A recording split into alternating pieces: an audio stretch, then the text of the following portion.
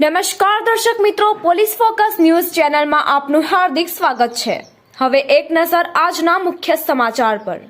સહાયક પ્રાદેશિક વાહન વ્યવહાર અધિકારીશ્રીને કચેરી દાહોદની અખબાર યાદી જણાવે છે કે દાહોદના કાર્યક્ષેત્રમાં જિલ્લા ખાતે કુલ 1202 ટેક્સ ડિફોલ્ટર મોટર વાહન છે।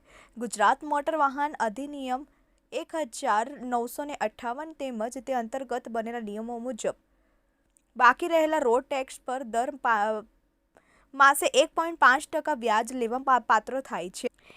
ARTO દાહોદ કચેરીના એન્ફોર્સમેન્ટ અધિકારીઓ દ્વારા ટેક્સ વગર ફરતા મોટર વાહન ડિટેઇન કરવામાં આવી રહ્યા છે। ગત સમયમાં 105 જેટલા મોટર વાહન ડિટેઇન કરી 8 મોટર વાહનની હરાજી કરી સરકારી માલિકીના કરી દેવામાં આવેલા છે।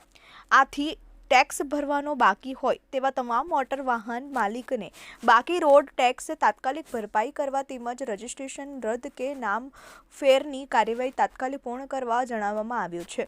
આગામી દિવસોમાં બાકી રહેલ મોટર વાહન રોડ ટેક્સ સંબંધિત મોટર વાહન માલિકની પ્રોપર્ટી પર બોજો નાખવાની કામગીરી તેમજ રોડ ટેક્સ ભરપાઈ કર્યા સિવાય રોડ પર ફરતું પકડાશે તો ડિટેઇન કરી હરાજી કરવાની પ્રક્રિયા હાથ ધરવામાં આવનાર છે, જેની તમામ મોટરિંગ પબ્લિકે નોંધ લેવી।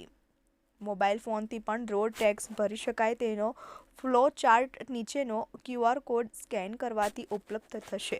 સહાયક પ્રાદેશિક વાહન વ્યવહારની અધિકારી મિત્રો, આવા જ અવનવા સમાચાર જાણવા માટે અમારી ચેનલને લાઈક કરો, સબસ્ક્રાઇબ કરો અને બેલ આઇકોન પર પ્રેસ કરો, જેથી અમારી ન્યૂઝની બધી જ અપડેટ આપને મળતી રહે।